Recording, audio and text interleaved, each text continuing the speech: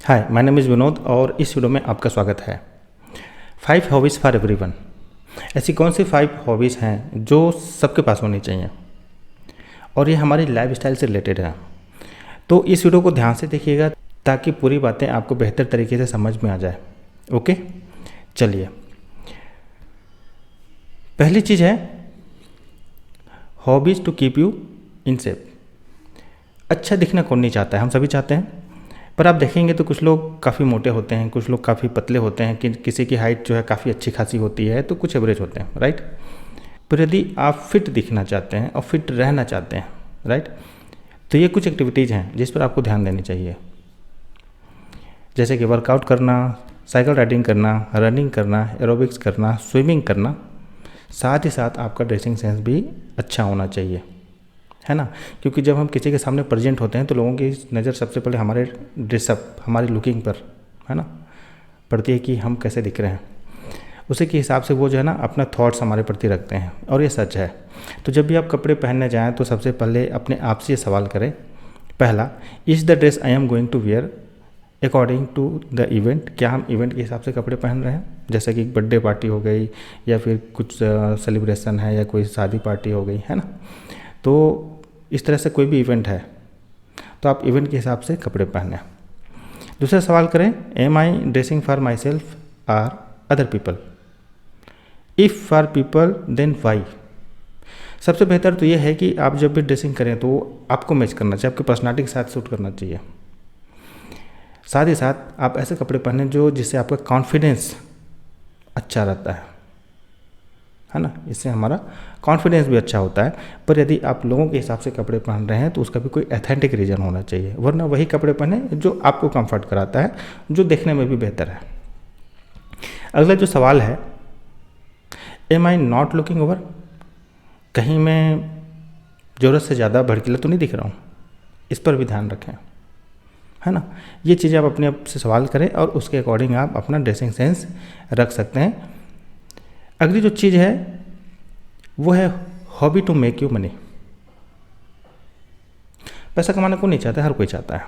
पर हमारा जो इनकम का जो मेन सोर्स है उसके अलावा second source, third source, fourth, 5, 6 ऐसे करके एक के बाद एक जो है ना हमें इनकम सोर्स अपना इंक्रीज करते रहना चाहिए। इसके लिए आप कुछ इस तरह की एक्टिविटीज़ कर सकते हैं। आप फोटोग्राफी पे जा सकते हैं, आप टूरिस्ट गाइडिंग पे जा सकते हैं, ग्राफिक डिजाइनिंग पे जा सकते हैं, ऑनलाइन वर्किंग पे जा सकते हैं, कॉमेडी पे जा सकते हैं अगर आपको लोगों को हंसाने आता है, आप राइटिंग पे जा सकते हैं, फिटनेस ट्रेनर पे जा सकते हैं, कोचिंग पे जा सकते हैं, ब्लॉगिंग पे जा सकते हैं।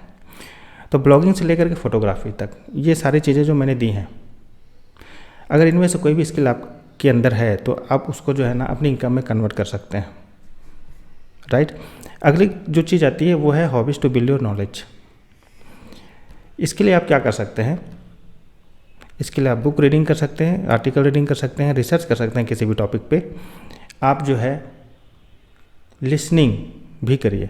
एक अच्छा श्रोता जो है ना ऐसी बहुत सारी चीज़ें जान जाता है, बशर्ते कि अगर कोई ज़्यादा बोलता है।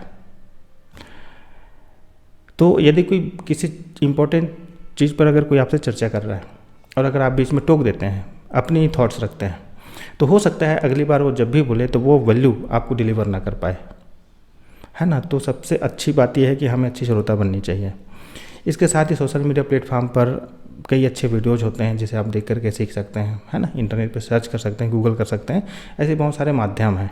साथ ही साथ आप दूसरों को टीच करते हुए भी चीज़ें सीख सकते हैं, जैसे कि यह वीडियो है ना, मैं बताते हुए भी मेरी खुद की प्रैक्टिस हो रही है, राइट।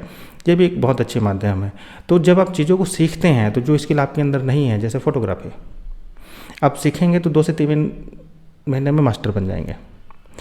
ग्राफिक डिजाइनिंग, अगर ये चीज़ आपको नहीं आती है, अगर आप किसी से सीखेंगे, चाहे पे करके या फिर किसी और तरीके से, 2 से 3 महीने में आप मास्टर बन जाएंगे, है ना। ऑनलाइन वर्किंग, इस पे आप मास्टर बन जाएंगे। इसी तरह से ब्लॉगिंग पे अगर आप जाते हैं, अगर आपको नहीं आता है तो आप भी अगर इस पर सीखना चाहें, किसी से कोर्स ले लें, है ना, तो 2 से 3 महीने में आप इसमें मास्टर बन सकते हैं। तो ये चीज़ें हो गई सीखने की। अगली जो इम्पोर्टेंट चीज़ आती है वो है हॉबीज़ टू स्टे क्रिएटिव। हमें हमेशा क्रिएटिव माइंड रखनी चाहिए, क्रिएटिव थॉट्स रखने चाहिए। इससे होता यह है कि हम थोड़ा सा डिफरेंट तरीके से चीज़ों को सोच पाते हैं, राइट। इसके लिए ये जो चीज़ें हैं, अगर आप इसको फॉलो करेंगे तो ये चीज़ें आपको बहुत हेल्प करेगी। जैसे write down every idea that comes to your mind. अगर कोई भी नई चीज़ें आपके माइंड पर आती है, आप तुरंत उसे नोट डाउन कर लें, क्योंकि हो सकता है आधा एक घंटे बाद वो चीज़ें आपके दिमाग से चली जाएँ, फिर वो दोबारा याद ना आए, है ना। साथ ही साथ keep thinking about new idea. अगर कोई भी न्यू आइडिया आपके माइंड पर आती है तो उसके बारे में सोचें कि आप इसे और बेहतर कैसे कर सकते हैं, है ना। थर्ड चीज़ आती है मेक योर ऑब्जर्वेशन स्ट्रॉन्ग।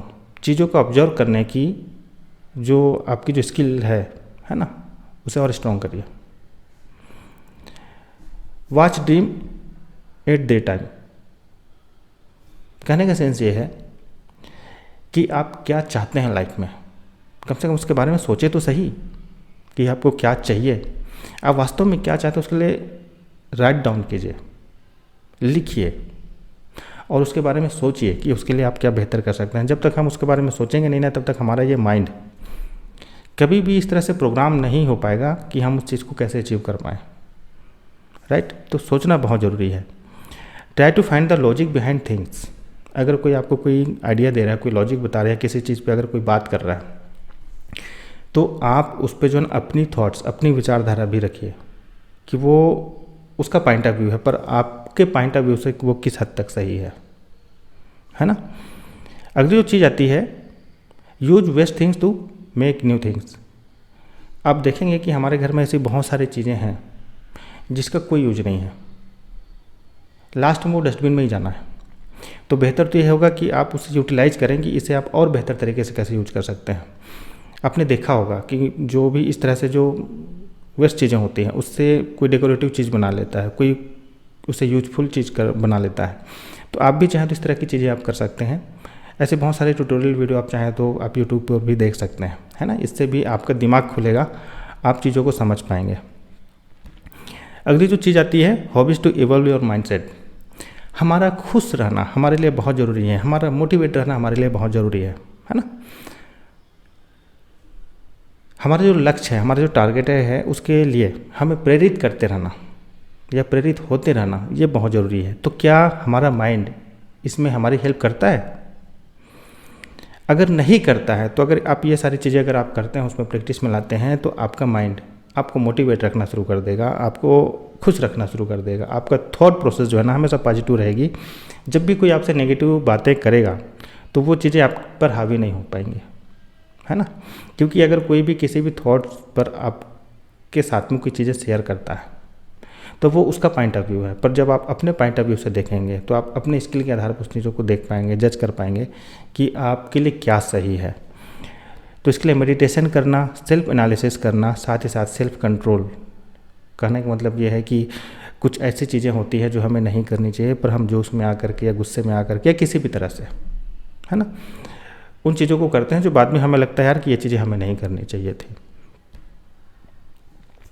आप स्पोर्ट पर पार्टिसिपेट कर सकते हैं, चाहे घर पर छोटे मोटे कुछ एक्टिविटीज़ हो रहे हैं, गेम हो रहा हूँ, आप उसमें भी हिस्सा ले सकते हैं, या फिर बाहर अपने फ्रेंड्स के साथ में टेकिंग पार्ट इन डिबेट्स। अगर किसी भी तरह का कोई बहस चल रहा है कहीं पर, है ना, तो इस तरह के भी एक्टिविटीज़ में आप पार्टिसिपेट कर सकते हैं। साथ ही साथ एनालिटिकल थिंकिंग रखिए चीज़ों पे। आप डेली बेसिस पे चीज़ों को नोट डाउन करते जाइए, है ना। आप मंथ के लास्ट में देखेंगे कि ऐसे कई चीज़ें हैं जो आपको नहीं करनी चाहिए थी और कुछ ऐसी चीज़ें हैं जो आपने बहुत बेहतर तरीके से करी।